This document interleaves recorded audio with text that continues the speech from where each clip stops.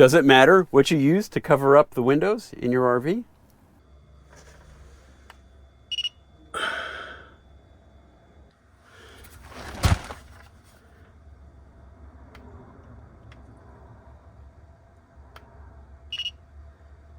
That's 46 degrees. I'm gonna say that makes a difference. I'll show you how I got that in this video.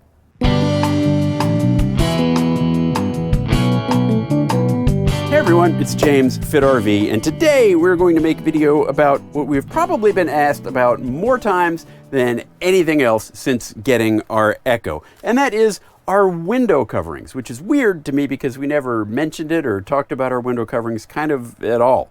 People would just see them in the background in another video and they'd say, hey, what's that? What do you got going on with your windows there? Well, today's the day I'm going to tell you kind of the saga of our window coverings. Started shortly after we got our EKKO. We were trying to develop something like this with a manufacturing partner. This is one of our earlier prototypes. And we went back and forth a lot of times with different designs, trying to get them just right. Ultimately, this never got off the ground exactly. And now there are other folks who are making them and selling them, and so that's there.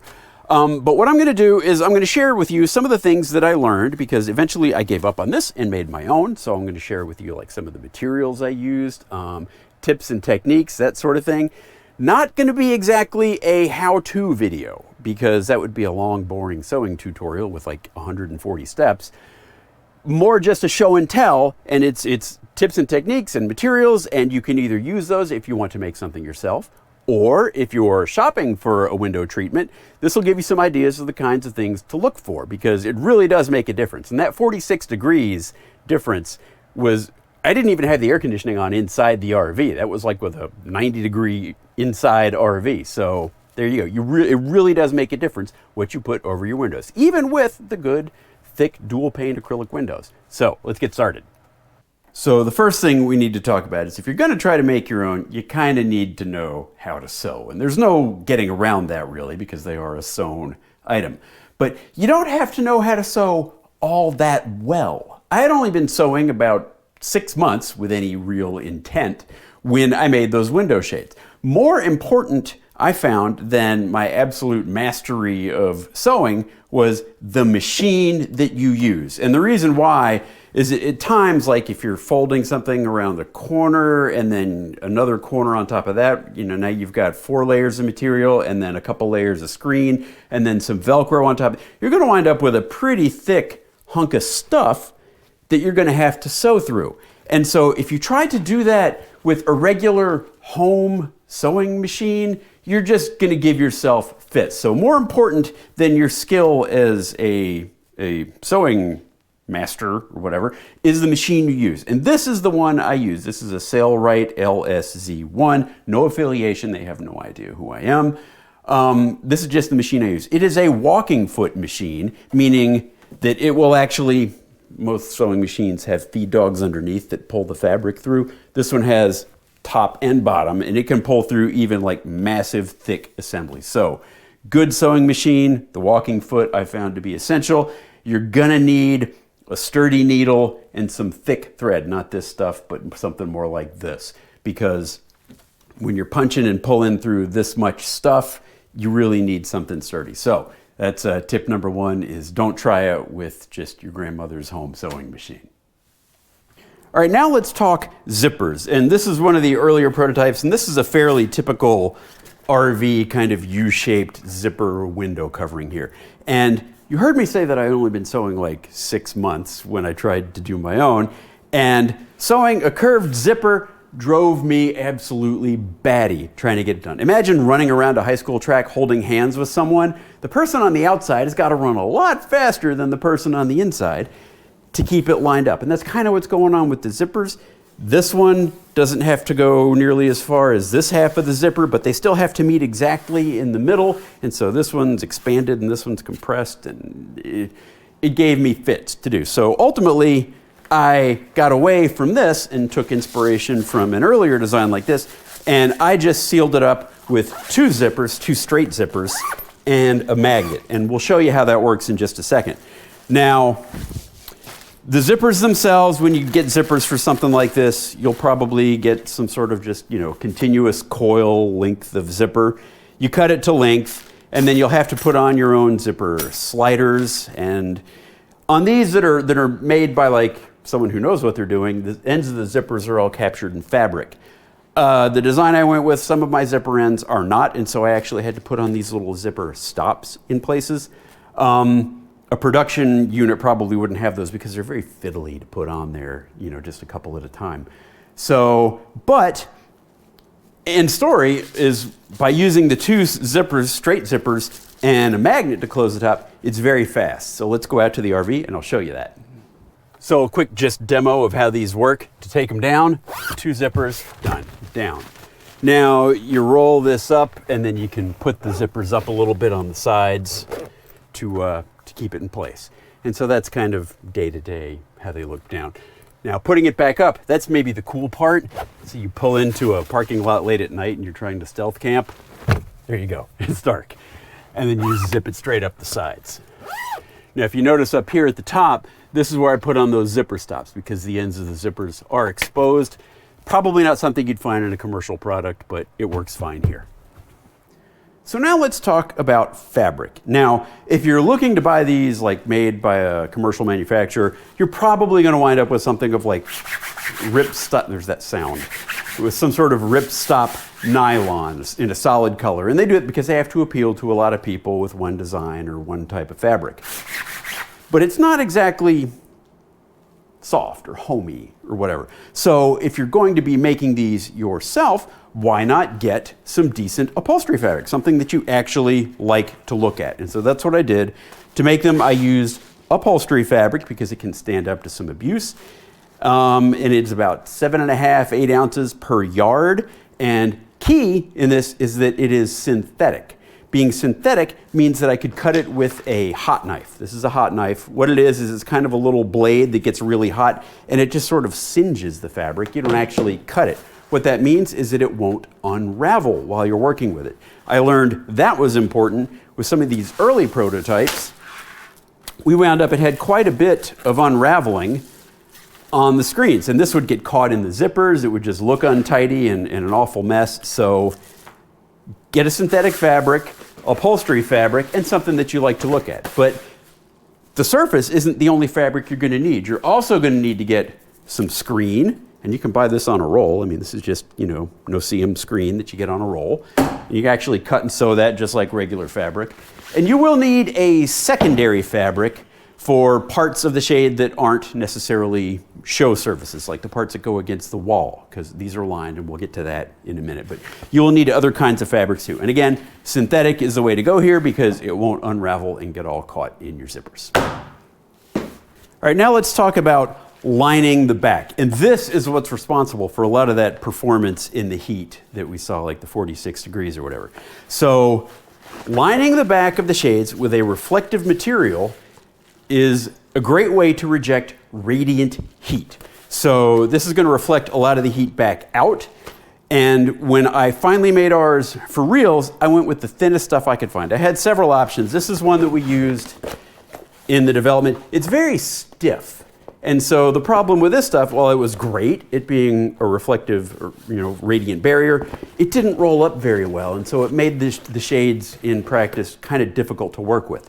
So I wanted something thin and reflective. I tried some of this. This is kind of the same stuff that Winnebago uses on the back of their thermal curtain. It's that same sort of material. It's sort of a higher density fabric.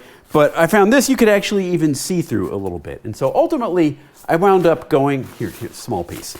Wound up going with some of this stuff. It's like paper thin, but it's tough as nails, and it's a reflective barrier. It's blackout material. You put this up, you cannot see any light through it. And the best part about it, besides being reflective, is that it rolls up really, really small and without a lot of undue crinkling noise or anything like that. So this is what I wound up using. But it is important, if you're making your own, or if you're looking to buy some, that they have some sort of radiant barrier on the backside of it to reflect the heat out. Kind of like how everyone thinks they're using Reflectix correctly, but they're not. And that's kind of the next point. Now we're going to talk about Reflectix. And those of you who are observant may have noticed that we actually have some Reflectix here on the back of one of these earlier prototypes of the window or window shade.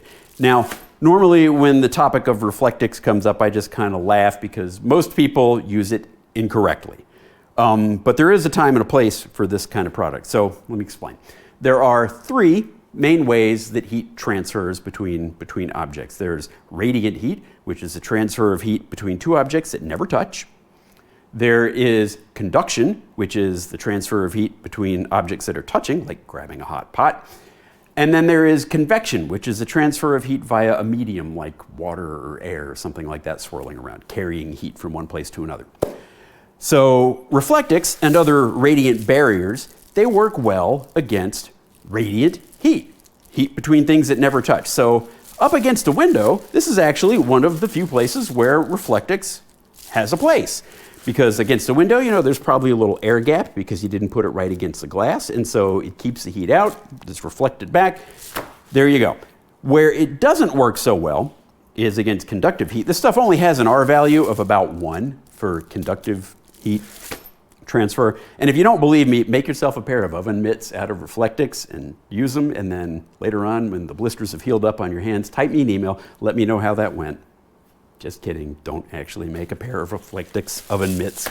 But anyway, it doesn't work there. And it doesn't work so well in the winter because, reflecting the heat out in the summer, that's great, but in the winter, you're more concerned with keeping heat in. It doesn't work so well there. So there are better choices to use in the windows, although this did actually okay in the summer when we were testing it. A couple other reasons we wound up moving away from this is because it's kind of crinkly and loud. And then the other thing is when you roll it up, especially on some of the bigger windows, it gets kind of thick.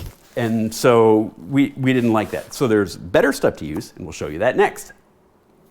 So you've probably surmised that ultimately I did not use Reflectix in our blinds, and that would be a very good assumption. But what did I use? Well, let me show you the iterations we went through with the prototypes, and then we'll show you what I landed on. First one we made, or had made, had no insulation at all, right?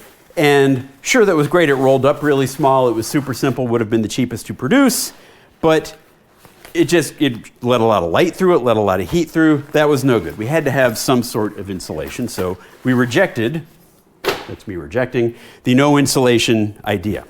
Next thing we tried, we said, hey, this needs some insulation.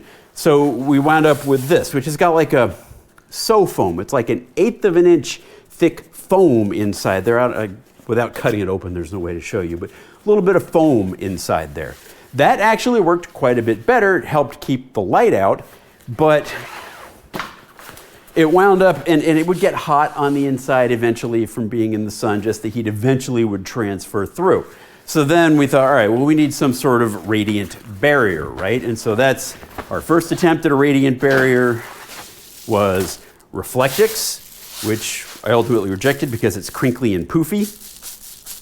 And it would make me want to pop it. Sitting up at night, I would just be tempted to just pop these. Anyway, quick point. The only thing that needs to be insulated in this manner, by the way, is the part that is over the window. The parts that are over the walls of the RV don't need to be insulated. I didn't insulate them in our final product. It's just the part that's over the window, where the heat's coming in, that's insulated. So anyway, we didn't do Reflectix, so rejected that idea. And then we have this, well, let me show you this way. This other material that's highly reflective, great at light blocking, but it's very, very stiff. So all of those were tried and rejected. So what did I wind up with? Well, I knew first and foremost, I wanted there to be a radiant barrier. So I've already showed you kind of this material that I used for a radiant barrier. Fantastic. So that is on the outermost side, facing right up to the window. Well, there's a screen there too, but of the insulated part, there's that. Then inside of that, I put some of this. This is Thinsulate. It rejects water, it won't absorb water, so it's a good thing to use inside your RV. It's got this backing, it's actually got acoustic and thermal insulating properties. This is the SM300, but it's still got a pretty good R value for only being, a 1/4 inch thick or so. So behind the radiant barrier, we have a layer of Thinsulate. And then behind that, we have the inside surface of the window shade that you see. So what I ultimately wound up with is kind of a 3-layer sandwich, all the benefits of a radiant barrier like the Reflectix, but then also with the benefits of a traditional insulation that works very well for other types of heat transfer, and then a decent looking show surface. So that is the approach I ultimately went with as far as insulation. So let's talk about the screen. First prototypes, most of the prototypes we had made, had screen done very traditionally to what you would expect, basically mirroring the zipper that is on top for the shade. You have another zipper for the screen, right? And so when this is rolled up, then you have this, and then you can roll that down, and then you've got an open window, wide open window, right? And that's great, but let's say you've got the window open and your screen up. So that's gonna look sort of like this. Well then, in order to close and lock your window, you have to just drop this screen all the way down. Hey bugs, come on in, because you've all been plastered up against the window. So you have to drop this all the way down in order to operate the window, right? The screen has to come all the way down because the window locks are down here. So then we thought, let's discard that idea and let's try inverting the screen zippers. And so that's what I've done here. So I'm not gonna roll that up, but that's like there. And so the screen zippers now go in the opposite direction of the shade zippers. So if the window is open and the screen is up, and I want to open the screen, actually here, I only have to unzip the screen this much to get to the window controls to be able to close the window, right? I don't have to take this thing all the way down and let all the bugs in. So flipping the zippers over for the screen was one of those kind of aha sort of ideas that were like, oh, well, that makes a lot more sense to do it that way. And so I don't know of any of that are commercially sold to come out that way, but if you're making your own, do consider that. A couple other tips on the screen. What I wish I had done differently is when I did this, I kind of made the screens line right up. They're kind of the same size as the shades, and so the zippers are sort of right on top of each other. I kind of wish I hadn't done that, because when you've got this rolled up and zipped, it kind of makes it hard to get to the zipper for the screen, right? What I wish I had done is set the zippers on the screen inset, just maybe a ½ inch or so from the zippers on the shade. It encroaches on your visibility space a little, but it makes it much easier to operate, or it would if I had remembered to do that. So now a few words about the magnets that I used in these. And I'm using magnets on the shade and the screen to help close them. So we'll get into all that. So you probably picked up on this when I showed this sample, but this closes with magnets. And this is using what I'm gonna call like rope magnets. They're kind of like this stuff, and they stick together. They have a pole, so they stick together one way and don't stick together another way. And you can use them, and they work pretty well at joining things on edge, or if you can have one come over the other one. That's what's used here. This stuff is very hard to find, by the way. If anyone wants to leave a comment where they've got a good source of this rope magnet stuff, I am totally down to do some sort of mass buy, because this stuff is very useful, but hard to find. I also used in some places what I'll call bar magnets. They're magnets that are kind of like this, They're little magnetic bars. The biggest length I could find this stuff in was about 1 foot. And so I use that in some places. And I'll show you out in the RV, because I got like 5 different windows, and I think I did it 5 different ways, or at least 4 different ways on the 5 different windows. So we'll get to that. These are the bar magnets. These work great. They have a lot more resistance to sliding apart than the rope magnets do, because these kind of meet on edge. So bar magnets. These are easy to find, by the way. You can find these on Amazon. That's where I got those from. But now I went through several different configurations of how to do these, and there's one that I think is the winner. So let's head out and I'll show you those. I started with the window in the bathroom because it's the smallest window, and I figure I would ruin the least amount of material on the smallest window first. So straight zippers on the sides, rope magnet on the top. But I was like kind of over the top about keeping light out. So I don't have the magnets meeting up like that, where there might be light coming through. I have one going over the other one and coming in on top of it. So rope magnets, but that overlap on the shade. That's the shade part. The screen part, though, is different. I really like how this works on the screen. I used bar magnets and bap. It just falls into place like that and seals up really, really well. No bugs crawling through that bit. So that's what I used in the bathroom, and I really liked that. So the next biggest window, I kind of went in order from smallest to largest. So the next biggest window, I liked how this turned out on the shade. So that's what I did for all the windows in the shade, is the rope magnets sort of across the top, and they overlap.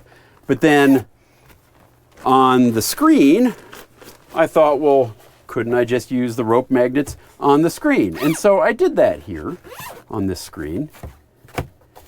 But the problem I had with the rope magnets on the screen is that makes kind of a big bunch of stuff right here on the bottom, and it just got kind of clunky and sort of, it pokes out too far. You see how far that comes out? That comes out like an inch, kind of, there on the bottom.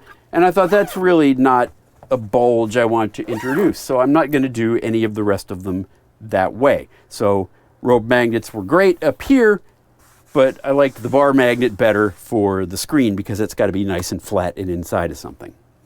Next biggest window, working our way up to the big ones in the back.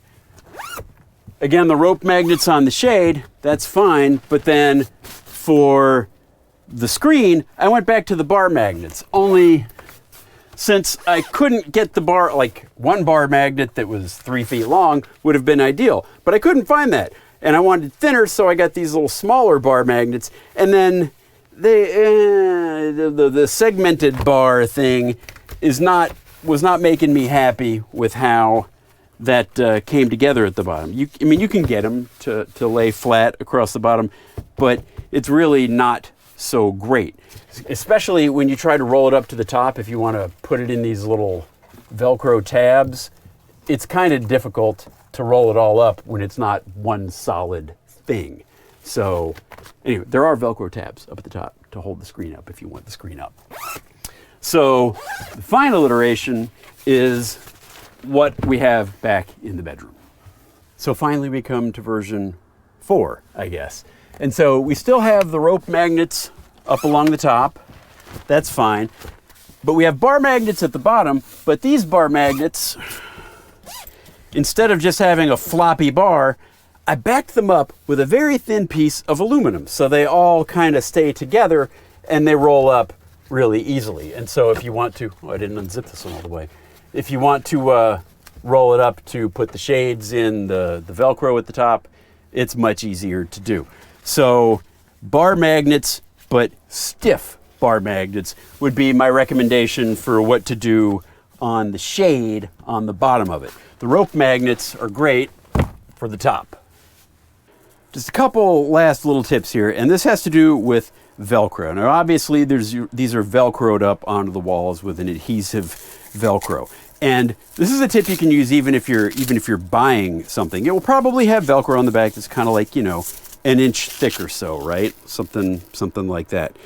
What I would recommend doing, this isn't the exact stuff I have, but this is very similar to what I used. So for the part that you're going to stick on the wall, yeah, maybe the Velcro that came with it is only an inch thick, but if you can get 2-inch thick Velcro to stick on the wall, align the outside edge, what that will do is it will allow you a little bit more play in where you move the window to. You know what I'm saying? You don't have to get it like exactly right on. You could scoot it in a little bit. So consider using that, because once you stick this stuff onto this this kind of wall with like the decal sort of wallpaper on it, you don't really want to be moving that Velcro around a whole lot. The adhesive on these commercial adhesive Velcros is pretty aggressive, and if you start ripping it off, you're going to rip off the wallpaper, and then you're going to have just like, you know, Luan plywood underneath. Don't ask me how I know that, but so be very careful and deliberate with your Velcro placement when putting these up. And if you can, do something like use a little bit wider Velcro to give yourself a little wiggle room. So that's sort of it as far as the window shades. But once I had realized I knew how to make the window shades, you can use those same techniques and materials to make other things. This is a custom vent cover that I made. There's actually a piece of rigid, like the yard sign board, like a for sale sign or something, piece of that board in here because we had one of those that attaches with magnets and it was getting sucked up into the fan and it would come off when we'd stop. So I have one here now that attaches with snaps. I used a different material on the outside. I used that other reflective material. But then there's the 600 series of Thinsulate, so double thick Thinsulate, and then the same upholstery fabric and just some edge piping on there. So you can make things like that. I also made this kind of similar magnet kind of cover for the window that we installed here in the door window. It just goes up with magnets and it folds. But again, it's the same upholstery fabric, Thinsulate, reflective material kind of construction. So there you go. I hope this stuff was useful. I learned a lot along the way, and so now hopefully you've picked up some of that too.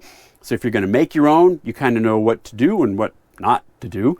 And if you're out shopping for some, you can look for as many of these features like, you know, a radiant barrier reflective surface and some hydrophobic insulation and that sort of thing. You can look for those same features in a product that you're going to buy. Now, if you have any questions, comments, just leave them. There'll be a post on the Fit RV a link down in the description.